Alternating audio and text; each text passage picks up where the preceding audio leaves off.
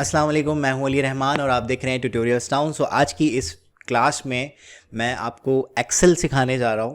मतलब एक्सेल तो मैं पिछली वीडियोस में ही सिखा ही रहा हूं, बट आज की जो वीडियो है वो एक प्रोजेक्ट वीडियो है जिसमें मैं आपको बताऊंगा कि जो आपकी बेसिक सैलरी शीट होती है जो कॉर्पोरेट में, मतलब अगर 10 एम्प्लॉयज़ हैं, 50 एम्प्लॉयज़ हैं, 500 एम्प्लॉयज़ हैं, तो उनको प्रॉपर फंक्शंस, प्रॉपर फार्मूलाज लगा के आप किस तरह से अपनी जो सैलरी, बेसिक सैलरी शीट होती है उसको आप ऑर्गेनाइज कर सकते हो। उसमें मैंने आपको बताया है कि अलाउंसेस किस तरह से निकाले जाते हैं, ओवर टाइम किस तरह से कैलकुलेट किया जाता है, एब्सेंट जो मार्क होती हैं उसमें से पैसे डिडक्ट किस तरह से किए जाते हैं, परसेंटेजेस को फिक्स कैसे किया जाता है।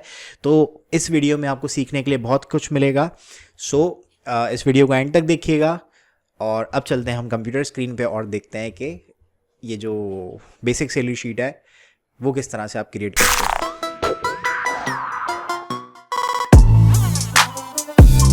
तो स्टार्ट करते हैं हम अपनी सैलरी शीट बनाना कि एक बेसिक सैलरी शीट किस तरह से आप क्रिएट कर सकते हो। यहाँ पर सबसे पहले हम स्टार्ट लेते हैं एम्प्लॉय आईडी से। मैंने आपको बताया था अगर एक ही सेल में आपको लाइंस बना के लाइन ब्रेक लगाना हो तो आप ऑल्ट और एंटर प्रेस करेंगे तो आपका लाइन ब्रेक लग जाता है उसी सेल में। तो सबसे पहले हम चाहते हैं एम्प्लॉय आईडी लिखें, देन हम चाहते हैं कि एम्प्लॉय का यहाँ पर हम लिखें फर्स्ट नेम से। आगे मैं इस शीट को यूज़ करते हुए आपको और भी चीज़ें समझाना चाहता हूँ, तो इसलिए मैं इस तरह से इसको क्रिएट कर रहा हूँ। F2 प्रेस किया और मैं ऑल्ट और इंटर प्रेस करके मैं चाहता हूँ फर्स्ट नेम लिखा हुआ है, देन हम यहाँ पर यूज़ करेंगे लास्ट नेम। देन नेक्स्ट मैं चाहता हूँ कि यहाँ पर उसका डिपार्टमेंट आ जाए कि कौन से डिपार्टमेंट में काम करता है वो। और अब यहाँ से हम स्टार्ट करते हैं कि उसकी जो बेसिक पे है वो क्या है। डबल क्लिक, मैं इसको कर देता हूँ बेसिक सैलरी। उसके बाद मैं कुछ अलाउंसेस देना चाहता हूँ, तो अलाउंसेस के लिए हम यहाँ पर एक सेल ऐड कर लेते हैं, यहाँ हम बाद में ऐड कर लेंगे। मैं यहाँ पे चाहता हूँ कि उसको कंपनी दे रही है कुछ मेडिकल अलाउंसेस, ठीक है। यहाँ हम मेडिकल लिख लेते हैं, अलाउंसेस मैं ऊपर वाले सेल में लिखना चाहता हूँ।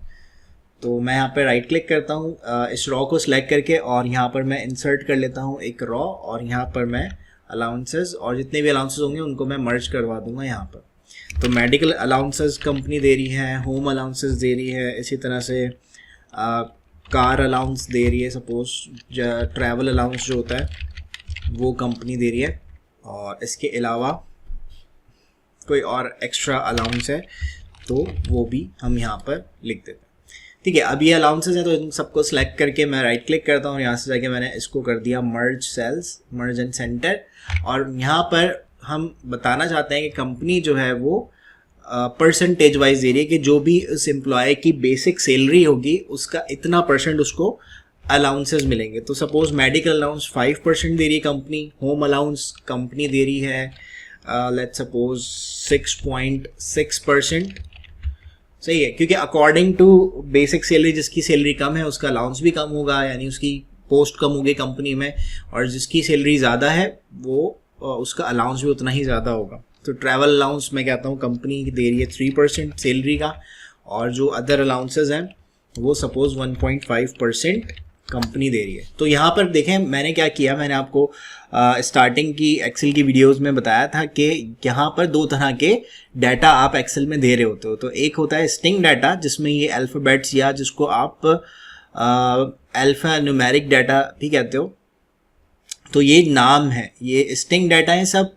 ये कैलकुलेशन में यूज़ नहीं हो सकते। बट जो नंबर्स होते हैं और नंबर्स के साथ अगर आपने कोई साइन लगाए हुए जो कि मैथ्स के अंदर ही होता है, उनको भी आप कैलकुलेशन में यूज़ कर सकते हैं। तो या तो मैं यहाँ पर सिर्फ नंबर भी लिख सकता था कि 5% नहीं लगाता, लेकिन ये परसेंटेज भी कैलकुलेटर कह लें या मैथ में यूज़ होता है, एक टर्म है, तो परसेंटेज को भी हम डायरेक्टली यूज़ कर सकते हैं यहाँ पर वैल्यू के थ्रू। यहाँ पर ये आ गया। पहले मैं इसके डाटा को बनाता हूँ, देन फिर आगे और भी कुछ चीज़ें होंगी, एब्सेंट होंगी और उसके कुछ बोनसेस होंगे या ओवर टाइम होगा, तो वो यहाँ पर हम ऐड कर सकते हैं। मैं यहाँ पर इन सेल्स को भी मर्ज करवा लेता हूँ, लाइक इन दोनों को सिलेक्ट किया मैंने और या इस पूरे को सिलेक्ट किया, इसको हम मर्ज कर देते हैं, इसको सिलेक्ट किया।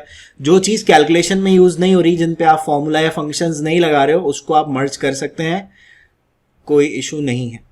ठीक है, इनको मैं ग्रे हाईलाइट कर देता हूँ यहाँ से जाके कि ये हमारे अलाउंसेस हैं, और इसको भी मैं कोई कलर दे देता हूँ। ठीक है, और इन सबको मैंने वाइट कर दिया। अच्छा, एम्प्लॉय आईडी हम रैंडम जनरेट कर लेते हैं, लाइक 52103 या 100 से स्टार्ट करते हैं, और मैं कुछ यहाँ पर एम्प्लॉयज़ रखना चाहता हूँ। तो मैंने कंट्रोल प्रेस किया, और कंट्रोल प्रेस करके मैंने यहाँ से इनको कॉपी कर दिया। सही, बहुत सारा डाटा, आपको जितना भी चाहिए वो आप यहाँ पे कर सकते हैं। ऐसे भी कर सकते हैं, या आप यहाँ पर जाके सिंपल कॉपी ले, ये सेम डाटा आ जाएगा यहाँ पे, और यहाँ पे ये ऑप्शन आ रहा है ऑटो फिल ऑप्शन, यहाँ से जाके आप इसको फिल सीरीज कर देंगे तो भी ये नंबर वाइज हो जाएंगे सब। सो मैं यहाँ से जाके इनको कोई लाइट कलर हम दे देते हैं, इसको भी हम यही वाला लाइट कलर दे देते हैं, या कलरिंग आपकी मर्जी है जो आप देना चाहें। सो मैं यहाँ पर एक 30 तक ले लेते हैं, और इन सबको अभी मैं बॉर्डर देना चाहता हूँ, तो सबको सिलेक्ट किया मैंने, और यहाँ से जाके मैं कर देता हूँ all borders. So all borders करने के बाद मैं यहाँ पर वैल्यूज डालता हूँ। तो यहाँ पर हम फर्स्ट नेम डाल देते हैं अली, लास्ट नेम मैंने डाल दिया रहमान, और इस तरह से मैं डिफरेंट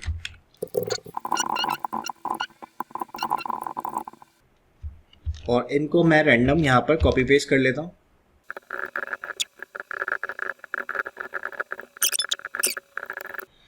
अच्छा, और डिपार्टमेंट हम यहाँ पे डाल देते हैं कि कोई आईटी डिपार्टमेंट में है, कोई मार्केटिंग डिपार्टमेंट में है, कोई एचआर में है, और कोई हमारा है लॉजिस्टिक्स में है, कोई हमारा आपका सेल्स में है। ठीक है, और इसको हम रैंडम कर लेते हैं। ये मैं बस टाइप कर रहा हूँ, और क्योंकि वो मैंने डिपार्टमेंट के नाम ऐसे लिखे हैं कि हर एक नाम जो है ना एक अलग लेटर से ही शुरू हो रहा है, तो इसलिए मैं सिर्फ एम टाइप करता हूँ तो मार्केटिंग आ जाता है, एस टाइप करता हूँ तो सेल्स आ जाता है। तो इस तरह से मैं इनको रैंडम दे रहा हूँ। ठीक है, अच्छा, उसके बाद हम बेसिक सैलरी मैं ऐड करना चाहता हूँ यहाँ पर। तो बेसिक सैलरी हम यहाँ पर दे देते हैं 65,000, 85,000, 95,000।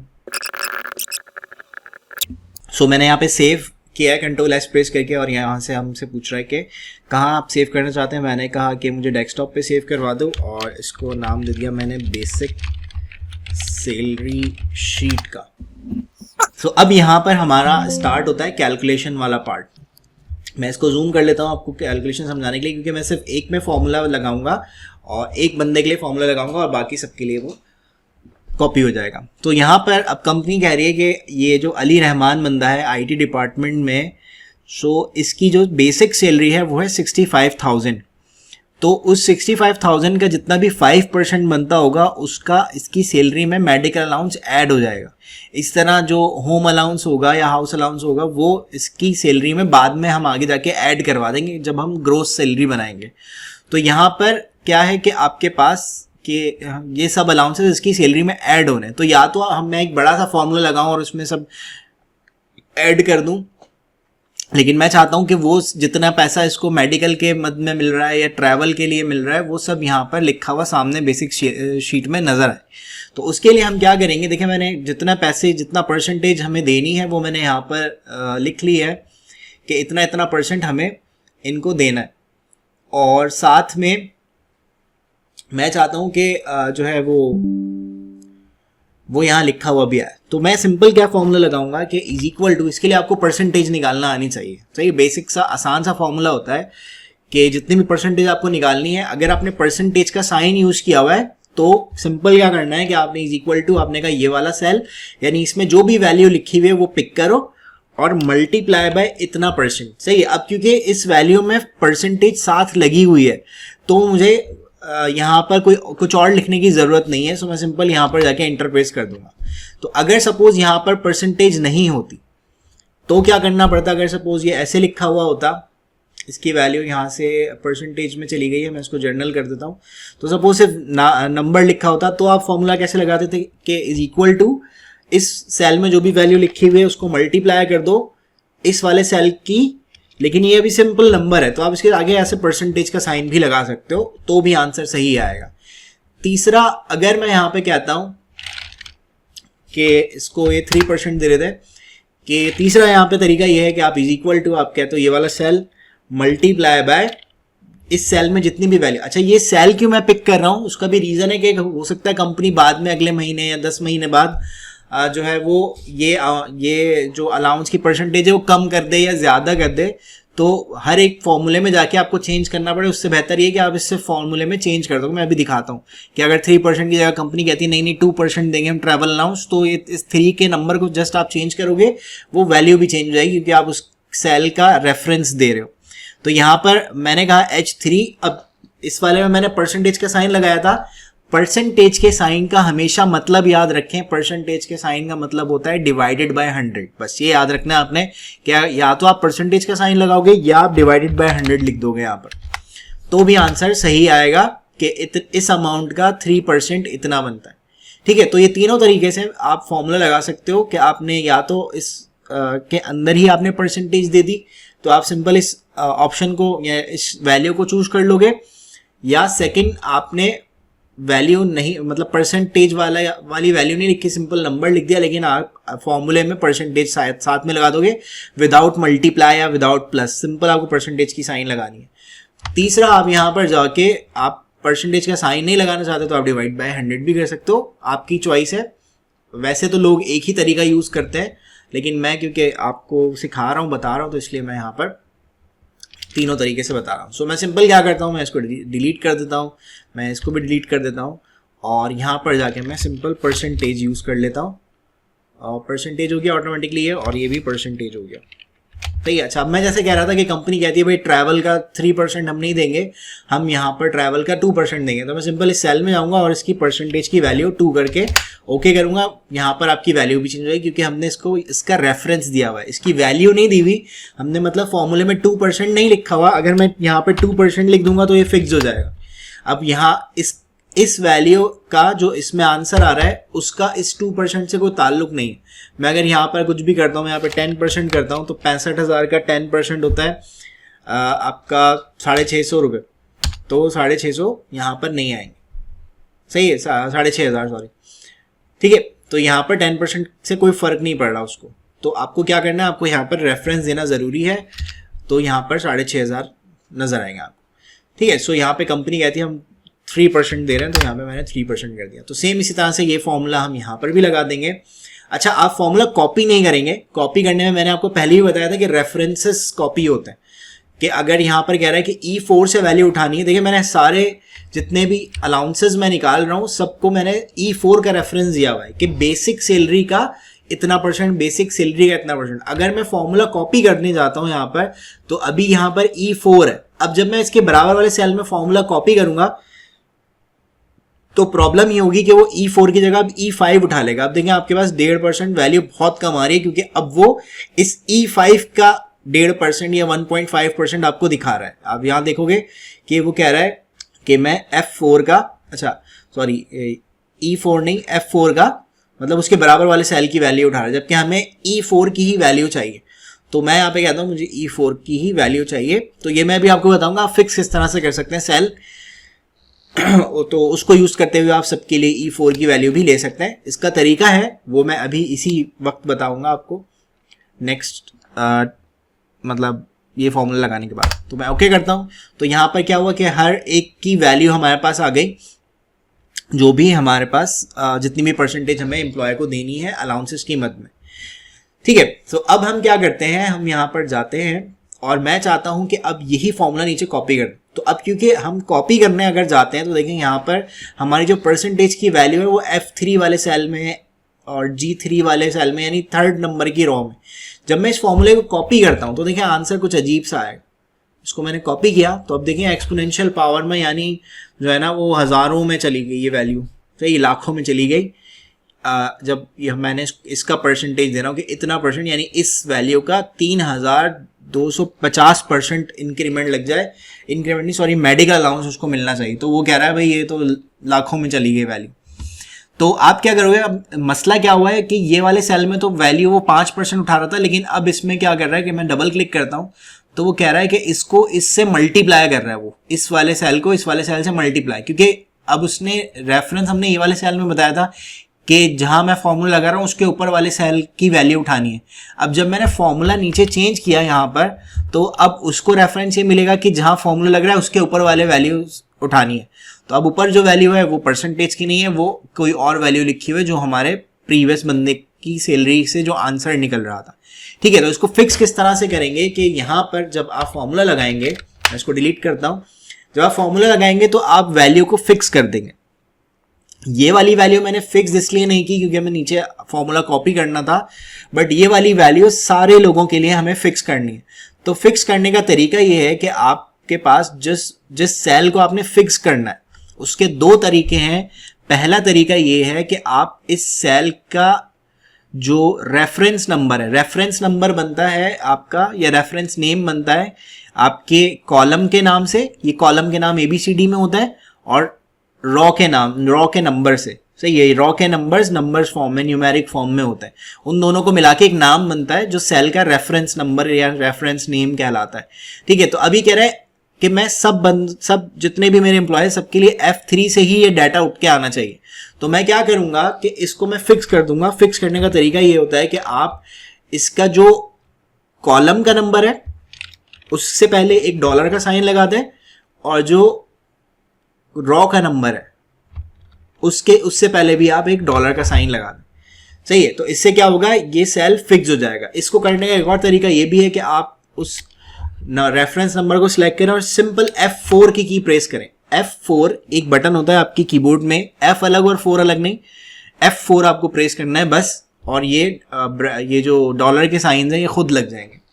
तो एक तरीका तो ये है कि आप इसको इस तरह डॉलर्स के साइन लगा के फिक्स कर दें। अब देखिए मैं कॉपी करता हूं तो ये हर सेल में जब फॉर्मूला कॉपी होगा तो ये F3 से ही वैल्यू उठाएगा। ये F3 ये भी फिक्स हो गई, और उसी तरह से मैं डबल क्लिक करके सब में मैंने ये फॉर्मूला कॉपी कर दिया, और सबके पास आप देख रहे हो F3 सबके पास F3 जा रहा है, सिर्फ ये वाली सेल की वैल्यू चेंज हो रही है। ठीक है, दूसरा तरीका ये है कि आप उस सेल का कोई नाम रख दें जो आपको रेफरेंस फिक्स करना है ना, जैसे G3 को मुझे फिक्स करना है, इसके लिए तो मैं उस सेल पे जाऊंगा। इससे फॉर्मूले में नहीं करेंगे, पहले आपको उसका नाम रखना पड़ेगा, लेकिन ये बेसिक छोटी छोटी कैलकुलेशंस के लिए आप नाम नहीं रखते। नाम रखने का तरीका मैं आपको बता देता हूँ कि ये जो सेल है इसको आपने क्लिक किया, मैंने इसको सिलेक्ट किया, और अब मैं सिंपल इसका जो नाम है यहाँ ऊपर रेफरेंस में लिखा हुआ है, ये नेम बॉक्स में G3 इसका रेफरेंस नंबर है या रेफरेंस नेम है। तो इस रेफरेंस नेम में जाके आप कोई नाम लिख देंगे जो कि अल्फाबेट से शुरू होता हो और उसमें स्पेस नहीं देना है आपने। सही, यानी जैसे ये होम अलाउंस है तो मैंने इसको नाम दे दिया HA, इंटर। ठीक है, अब इसका नाम हो गया HA। यहाँ पे आप देख रहोगे कोई नंबर मैंने नहीं दिया, जैसे आप HA44 करते तो वो किसी सेल का नाम होगा कहीं ना कहीं आगे, HA44। तो आपको नंबर यूज नहीं करना है, आपने सिंपल क्या करना है, आपने जस्ट इंग्लिश में एक नाम दे देना है। मैंने HA नाम दे दिया। अब मैं इसके फॉर्मूले में जाऊंगा और मैं इसको कहता हूं कि मुझे जो है वो H, अब देखिए मैंने जैसे ही H प्रेस किया तो यहाँ पे दिखा रहा है कि एक सेल का नाम है आपकी शीट में HA। ये ऐसा साइन भी अब ये वाले वर्जन में आ रहा है। प्रीवियस वर्जन अगर आप यूज करो तो कोई और साइन बना हुआ हो सकता है, आता हो, मुझे याद नहीं है। तो मैं डबल क्लिक करता हूँ उसके ऊपर, अभी कह रहा है HA की वैल्यू उठानी है। सही, अब ये क्योंकि मैंने सेल का नाम रख के फिक्स कर दिया है ना, तो अब ये डबल क्लिक करूंगा तो ये हमेशा नाम फिक्स रहेगा कि ये वैल्यू HA से उठाओ, ये वैल्यू HA से उठाओ, ये HA से उठाई, ये HA से उठाई। तो इस तरह से आप या तो इस तरह से डॉलर साइन लगा के फिक्स कर दें, या आप नाम रख के फिक्स कर सकते हैं। तो डॉलर साइन लगा के मैंने आपको बताया छोटी कैलकुलेशंस हैं, इसमें ज़्यादा बेहतर रहता है। और इसको अच्छा, ये जो मैंने नाम रखना बताया सिर्फ एक सेल का नहीं, आप पूरी रेंज का भी नाम रख सकते हैं। कभी कभी कुछ फॉर्मूलाज होते हैं जिनको पूरा टेबल चाहिए होता है, तो उस टेबल का आप नाम भी रख सकते हो। तरीका यही होगा। ठीक है, सो मैं यहाँ पे जाता हूँ और मैंने F4 प्रेस करके इसमें डॉलर के साइंस लगा दिए थे। अब मैं इसको डबल क्लिक करके नीचे कॉपी कर देता हूँ, एंड देन इसको भी मैं जाता हूँ, डबल क्लिक किया, इसको रेफरेंस को फिक्स कर दिया और इसको भी मैंने कॉपी करवा दिया। सो इस तरह से आप जितने भी लोगों की जो परसेंटेज थी वो हमने यहाँ पे कैलकुलेट कर दी। अब इसके बाद जो नेक्स्ट हमारे पास वैल्यू निकलेगी वो होगी ग्रॉस सैलरी। मैं थोड़ा इसको कॉम्प्लेक्स नहीं कर रहा हूँ, मैं इसमें टैक्सेस वगैरह नहीं अभी डाल रहा, तो मैं इसमें यहाँ पर देता हूँ कि इस बंदे की जो ग्रॉस इनकम है, या आसानी के लिए सैलरी, वो कितनी है। सही है। अब ग्रॉस सैलरी क्या होगी, हम उसमें प्लस कर देंगे सब।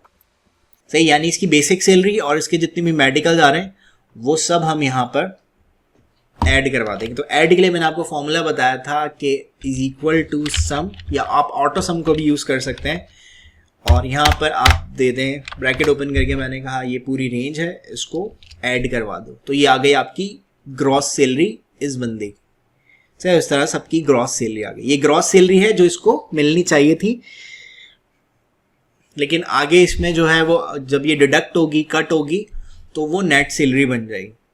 ठीक है। अच्छा, अब ग्रॉस सैलरी तो अच्छा ये आ गई। एक और काम करते हैं हम इसमें, हम ओवर टाइम भी ऐड करते हैं। ठीक है। तो यहाँ पर मैं अब निकालना चाहता हूँ, तो मैं चाहता हूँ कि इस बंदे की एक पर डे सैलरी निकाल दूँ, एक दिन की सैलरी कितनी है, प्लस मैं चाहता हूँ कि पर आवर भी निकाल दूँ, यानी एक घंटे की सैलरी कितनी है।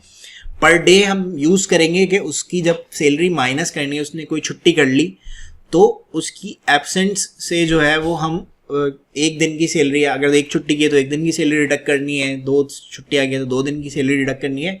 तो इस तरह से हम उसकी सैलरी कट करेंगे। और पर आवर मैं इसलिए निकाल रहा हूँ क्योंकि मैं चाहता हूँ जब उसका ओवर टाइम आएगा, यानी ओवर टाइम उसने कितना लगाया, तो वो हम यहाँ उसको दे सकें आराम से। ठीक है। सो मैं यहाँ पर जाके इसकी पर डे सैलरी निकाला। अच्छा, पर डे सैलरी निकलेगी बेसिक सैलरी से ही, तो मैंने कहा इज इक्वल टू ये जो सैलरी है इसको डिवाइड कर दिया हमने, एक महीना काउंट होता है 30 डेज का। सही, 30 से मैंने इसको मल्टीप्लाई किया, मैंने नंबर लिख दिया यहाँ पर। 30 लिखना मैंने ज़रूरी नहीं समझा कि 30 लिखे हैं, क्योंकि मंथ में जब भी सैलरी काउंट होती है तो वो 30 डेज के हिसाब से होती है। तो ये एक दिन की सैलरी आ गई इसकी। ओके, उसके बाद मुझे पर आवर सैलरी निकालनी है, तो कंपनीज का जो पर आवर होता है, यानी आवर जो होते हैं वो नॉर्मली 8 घंटे के हिसाब से होते हैं, कि एक दिन में 8 घंटा लेबर काम करती है। तो मैं कहता हूँ कि जो पर डे सैलरी है, यानी एक दिन में इतने पैसे बन रहे हैं, तो डिवाइडेड बाय 8 घंटे की कितनी सैलरी उसकी बन रही है। तो ये बता रहे हैं कि अगर इसको 65,000 रुपये मिल रहा है तो 270 रुपये घंटे के मिल रहे हैं, यानी एक दिन में जो 1 घंटा होता है उसके ये इतने चार्ज कर रहे हैं, या इसको कंपनी इतने पैसे दे रही है। सही है। और इसको भी मैं वैल्यू को नीचे कॉपी करवा दी। अब मैं यहाँ पे कहता हूँ कि उसने जो ओवर टाइम है, सही है, वो कितने हैं, मैं कहता हूँ कि ये आवर्स हैं। सही है। मैं इसको मर्ज करवा देता हूँ। यहाँ पर हम देते हैं ओवर टाइम का जितना भी अमाउंट है। सही है। और मैं कहता हूँ कि जो उसने ओवर टाइम लगाया ना, वो उसको 2x मिलेगा। कंपनी की पॉलिसी ये है कि भाई जो भी वो ओवर टाइम लगा रहा ना, उसके जो नॉर्मल सैलरी है उसका 2x मिलेगा, यानी डबल मिलेंगे उसको उस घंटे, उन घंटों के जो वो ओवर टाइम दे रहा है। ओके, ताकि थोड़ा सा एक उसको भी मज़ा आए काम करने में। तो यहाँ पर हम इसको थोड़ा सा मैं पेंट कर लेता हूँ कि ये वाला जो भी सेल है इसको ऐसे बना दें।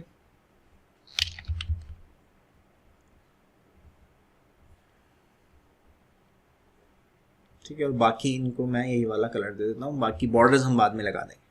ठीक है। सो अब यहाँ पर हमारे कितने आवर्स हैं ये हमें मैनुअली लिखने पड़ेंगे, जैसे हमने बेसिक सैलरी मैनुअली लिखी थी। तो सपोज अब एक महीने में इसने लगाए कुछ 20 आवर्स, इसने लगाए 10 आवर्स, ने 5 आवर्स।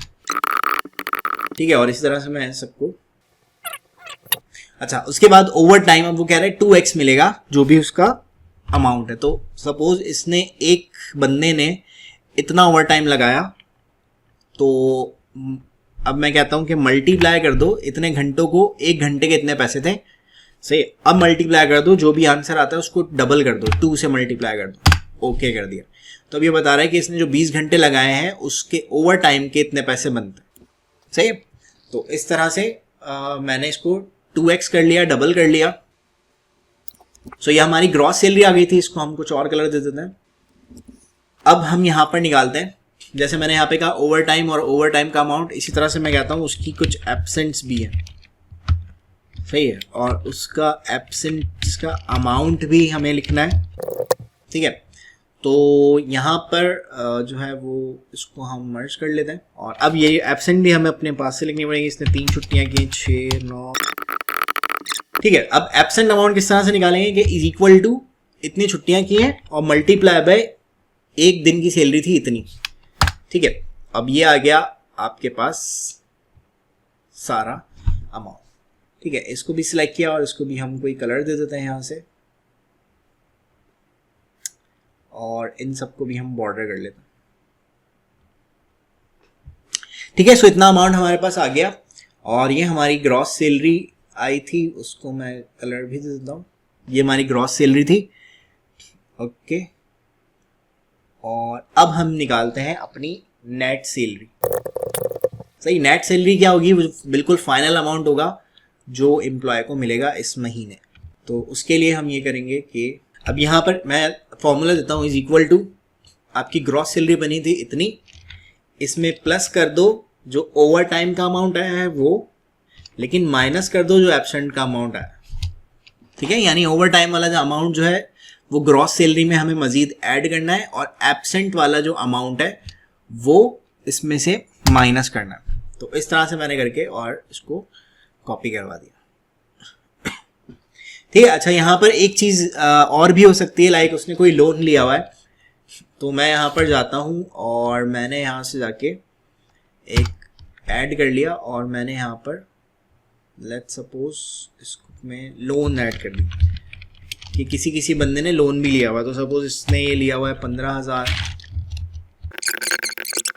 कि आपकी जो ग्रॉस सैलरी, या तो आप ग्रॉस सैलरी में ही माइनस कर दें, क्योंकि देखिए नेट सैलरी बिल्कुल वो लास्ट अमाउंट आएगा जो आपको देना है एम्प्लॉय को, ठीक है। तो मैं अगर ग्रॉस सैलरी में इससे पहले इसके बाद लिख रहा हूँ, तो मैं इसी में बाकी सबको सम करके इसमें से माइनस कर दिया ये लोन वाला अमाउंट। तो आप ऐसे भी कर सकते हैं, या बाहर ही निकाल दें, या आप एंड में जाके भी नेट सैलरी में यहाँ पे लोन ऐड करके और फिर डाल दें, तो भी वो सही रहेगा, ठीक है। सो इस तरह से आपके पास जो नेट सैलरी है वो हर एक बंदे की यहाँ पर अरेंज होगी। सो इस तरह से ये हमारी एक बेसिक पे सैलरी शीट जो होती है, जो कंपनी के पास होती है, वो इस तरह से आप क्रिएट कर सकते हो, जो फिर आगे जो है वो एम्प्लॉयज़ के को सैलरी देने के लिए आप यूज़ कर सकते हो। सो ये थी आज की क्लास। होप आपको पसंद आई होगी, समझ में आई होगी। अगर समझ नहीं आई, कुछ फॉर्मूलाज अगर समझ में नहीं आए, तो आप इस वीडियो को दोबारा रिपीट करके देख सकते हैं। मैंने बहुत स्लोली इसमें समझाया हुआ है, जितने पॉसिबल तरीके हैं वो सब मैंने इसमें आपको बताए हैं। सो अगर वीडियो अच्छी लगी तो वीडियो को लाइक कर लीजिएगा, चैनल को सब्सक्राइब कर लीजिएगा, और बेल आइकन ज़रूर हिट कीजिएगा, ताकि आपको इस प्लेलिस्ट की जो अगली वीडियोज़ आएंगी वो आपको सीखने में मिले। मिलते हैं नेक्स्ट वीडियो में, तब तक के लिए अल्लाह हाफिज़, अपना ख्याल रखिएगा।